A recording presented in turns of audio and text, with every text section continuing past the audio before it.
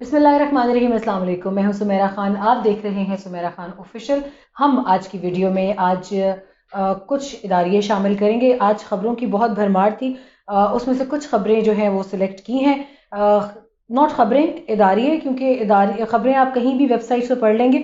ہم ایڈیٹوریلز کی بات کریں گے۔ سب سے پہلے شروع کرتے ہیں پاکستان سے۔ پاکستان کا انگریزی اخبار ٹریبیون اپنے اداریے میں کہتا ہے ایک اچھی خبر ہے پاکستان کے لیے ایکسپینڈنگ مینگرووز کے حوالے سے۔ یہ پاکستان کی جو سمندری پٹی ہے، جس کا زیادہ تر حصہ انڈس ڈیلٹا میں اور سندھ کے علاقے میں آتا ہے، اس حوالے سے ایک اچھی خبر ہے کہ اداریہ کہتا ہے کہ پاکستان دنیا کا واحد ملک ہے جنہوں نے مینگروو کی نہ صرف حفاظت کی بلکہ اس پٹی میں ایک بڑی تعداد اس میں کافی اس میں اضافہ دیکھنے میں آیا، اور اس کا اضافہ جو ہے، اس کو ریسنٹ ایک سٹڈی ہے جو کہ کنڈکٹ کی تھی world wide fund for nature Pakistan in collaboration with institute of space technology and society for environment and mangroves protection and welfare association. یہ انہوں نے اپنی اسٹڈی میں بتایا ہے کہ پاکستان نے بڑی کامیابی سے ایک بڑا علاقہ جو ہے اس کو پچھلے 30 برسوں میں نہ صرف اس کو کنزرو کرنے میں انہوں نے بہت اچھے اقدامات اٹھائے، بلکہ ان کی اچھے طریقے سے حفاظت اور دیکھ بھال بھی جاری ہے، بلکہ اس میں اس پورے علاقے کی پٹی میں اضافہ کیا جا رہا ہے جس میں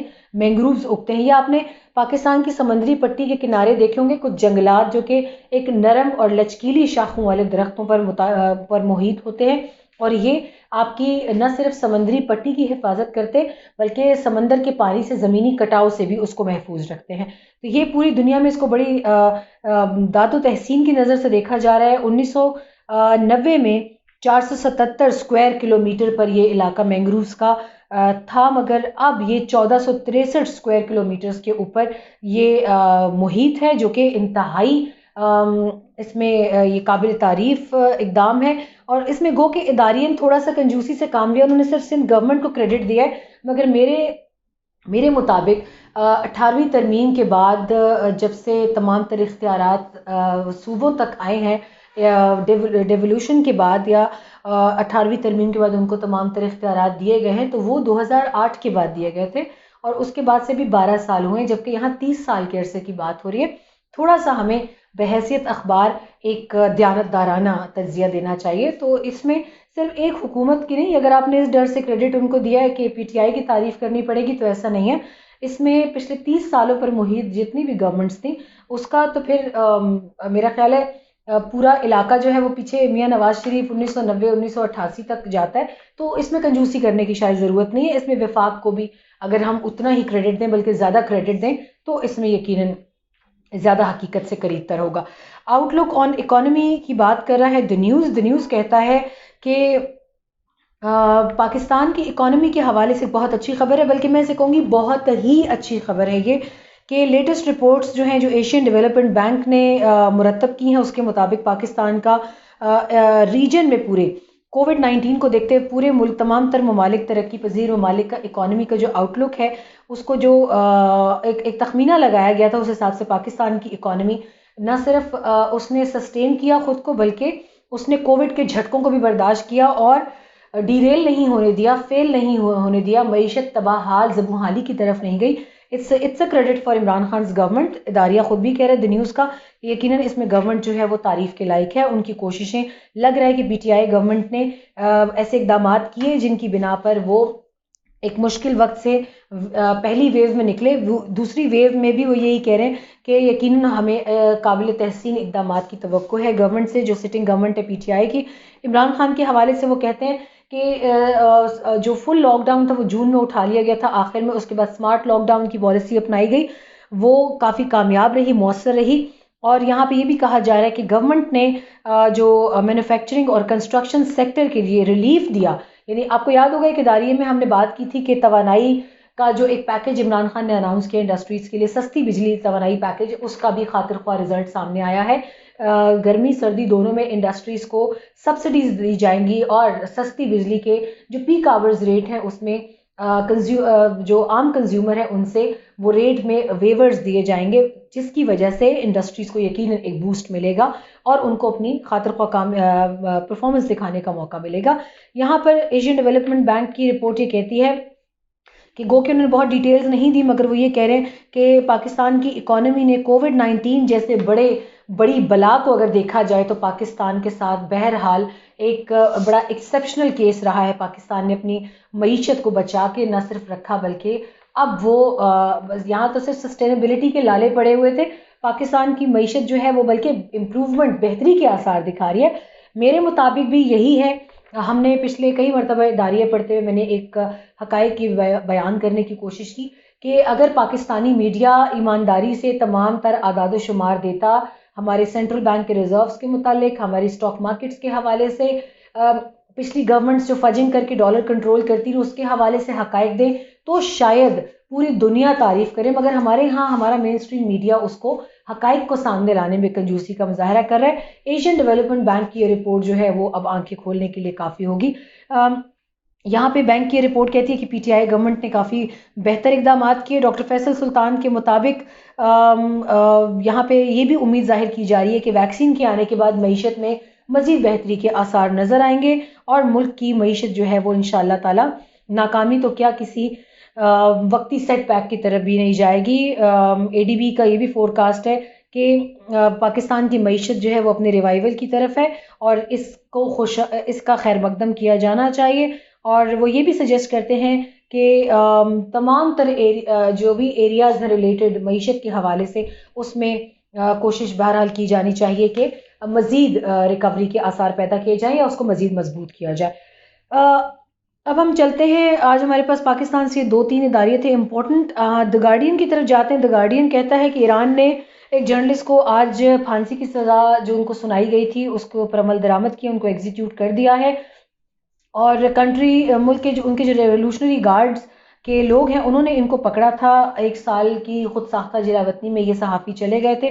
2017 کی جو اکنامک پروٹیسٹ تھے ایران کی پورے ملک میں، جنہوں نے ایک شور برپا کیے رکھا، اور ایران کا یہ بھی کہنا تھا کہ اس میں امریکہ کی جانب سے کچھ لوگوں کو مدد دی جا رہی تھی جو کہ ایران میں انریسٹ پھیلانے کے خواہش مند تھے. اس میں سے ایک نام ان کا بھی آتا ہے. اور اس جرنلسٹ کے حوالے سے کہا جاتا ہے کہ اسٹیٹ رن نیوز ایجنسی جو ہے ارنا، انہوں نے کہا کہ روح اللہ زیم جو یہ صحافی تھے، یہ 47 سال کے تھے، ان کو آج صبح پھانسی کی سزا پر عمل درآمد کر دیا گیا ہے.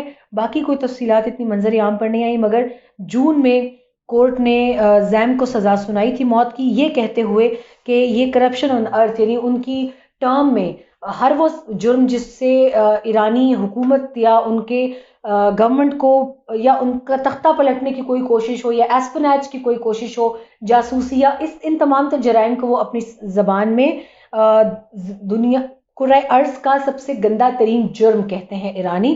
تو اس کو انگریزی میں اگر ہم کہیں تو کرپشن آن ارتھ کی پنشمنٹ اس کو کہا جائے گا. یہاں پہ وہ یہ بھی کہتے ہیں کہ زیم نے 2017 کے پروٹیسٹ میں غیر ضروری طور پہ پروٹیسٹ کو منظم کرنے کی کوشش کی. وہ تفصیلات شیئر کرتے تھے. ٹیلی گرام ایک ایپ ہے، میسیجنگ ایپ، ٹیکسٹ ایپ، جس کے ذریعے انہوں نے گروپ بنایا تھا اور اس گروپ میں وہ تفصیلات شیئر کیا کرتے تھے. اور اس کے بعد پھر وہ روپوش ہو گئے تھے 1 سال، لیکن پھر ان کو پکڑ لیا گیا اور آج یہ سزا سنائی گئی. جون میں سزا سنائی گئی، عمل درآمد آج ہوا. اس کے اوپر مغربی ممالک کو بہت زیادہ تشویش لاحق ہے اور کچھ دیر کے بعد شاید ہم committee for protection of journalist کی جانب سے اس کے اوپر ایک اسٹیٹمنٹ بھی دیکھیں گے.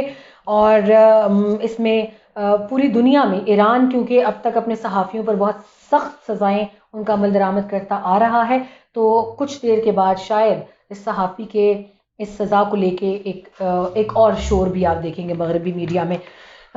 اور پھر یقیناً اس میں ایران کے ذریعے اسلام تک کو بدنام کرنے کی ایک کوشش کی جائے گی، کیونکہ اکثر اوقات ایسا ہوتا ہے کہ بغض ایران میں وہ اسلام کو بھی گھسیٹ لیتے ہیں. اگلے ادارے کی جانب جاتے ہیں.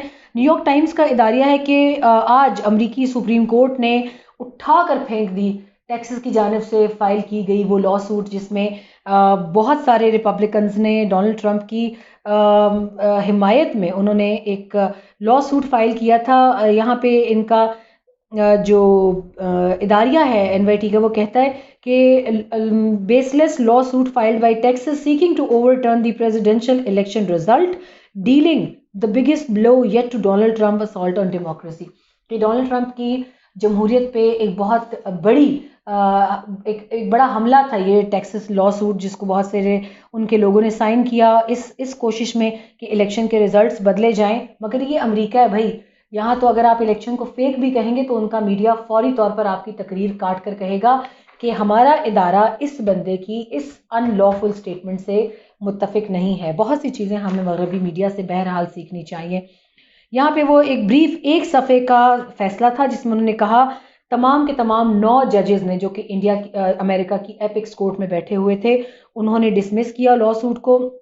اور انہوں نے اخبارات تمام آج یہ لکھ رہے ہیں کہ the highest court dismiss the long shot effort to throw out the vote counts in 4 states that the president lost: Georgia, Michigan, Pennsylvania and Wisconsin.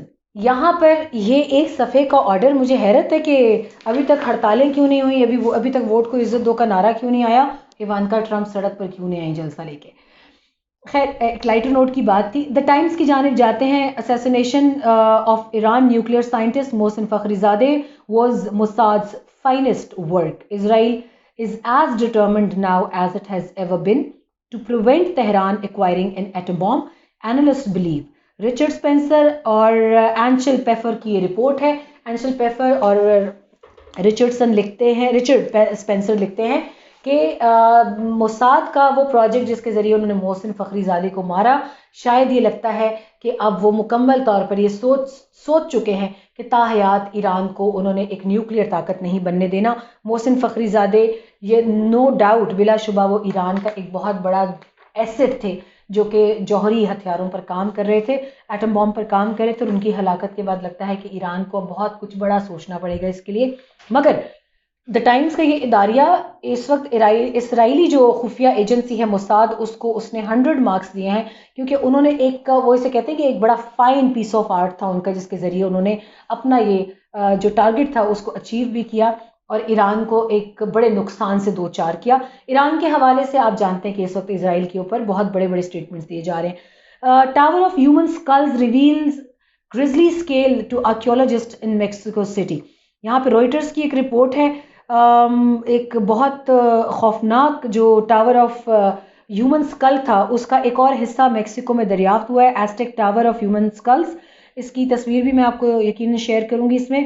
اور یہ 1400 سال قبل بنا تھا، میکسیکو سٹی کے بالکل سینٹر میں دریافت ہوا تھا، مگر اس کا ایک اور حصہ دریافت ہوا ہے. اس میں 119 مزید انسانی کھوپڑیاں جو ہیں وہ آرکیولوجسٹ نے دریافت کی ہیں. اس میں آدمی بھی ہیں، مرد، عورتیں اور بچے بھی ہیں.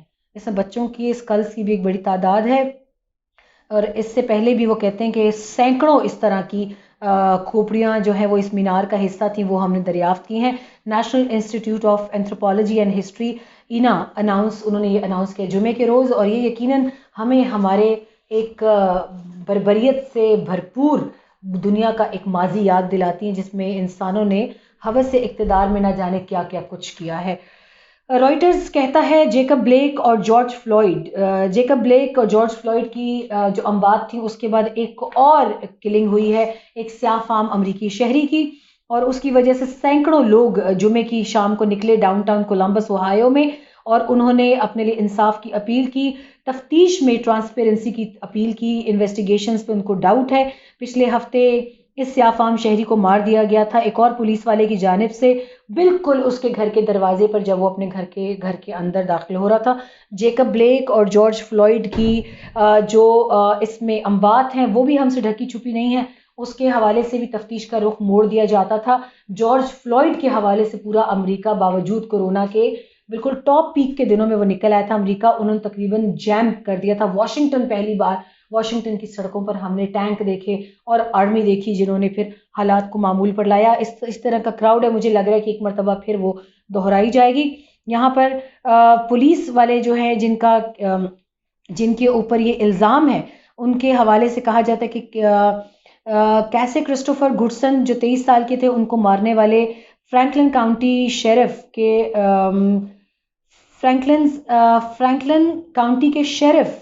شیرف کے ڈیپٹی تھے، یہ ناٹ ایگزیکٹلی شیرف، ان کے ڈیپٹی تھے جن کو یو ایس مارشل گروپ کو اسائن کیا گیا تھا کہ انہوں نے اس جگہ پر نارتھ لینڈ کا یہ علاقہ ہے جہاں ان کو یہ سونپا گیا تھا ٹاسک کہ انہوں نے ایک مفرور کو پکڑنا ہے، اور مفرور کے چکر میں انہوں نے گڈسن کو مار دیا. گڈسن کے حوالے سے انہوں نے کہنا تھا کہ اتھارٹیز کا کہنا تھا کہ جب آفیسر کا نام انہوں نے ابھی تک اس میں ریویل نہیں کیا، آفیسر کا کہنا تھا کہ گڈسن کو دروازے پر تب مارا جب انہوں نے آفیسر کی جانب گن نکالی اور فائر کیا، تب ان کو جوابی کارروائی میں مارا گیا۔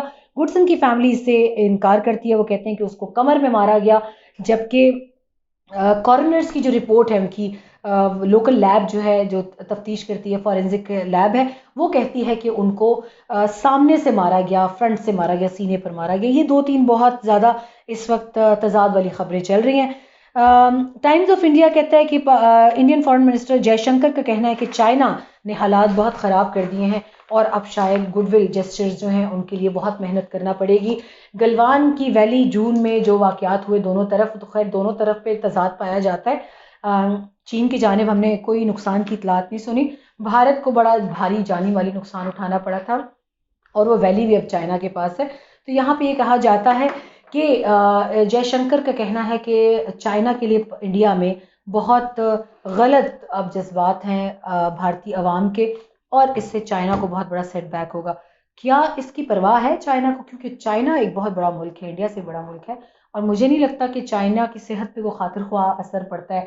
جے شنکر اس وقت بالکل ایک ناراض روٹھی ہوئی محبوبہ کی طرح گلا کر رہے ہیں چائنا سے، اور یقیناً چینی حکومت کو اس بات کا ادراک ہے، اور شاید انڈیا کو بھی اس بات کا ادراک ہے کہ چین ان کی بار بار کی بات پر، انہوں نے ٹک ٹاک بین کیا، چینی اپلیکیشنز بین کی، ان کے ساتھ ایکسپورٹ امپورٹ پر بڑا فرق پڑا، مگر اس کے باوجود چین ہے، اس نے جہاں سے جو حاصل کرنا ہے وہ کر لیتا ہے۔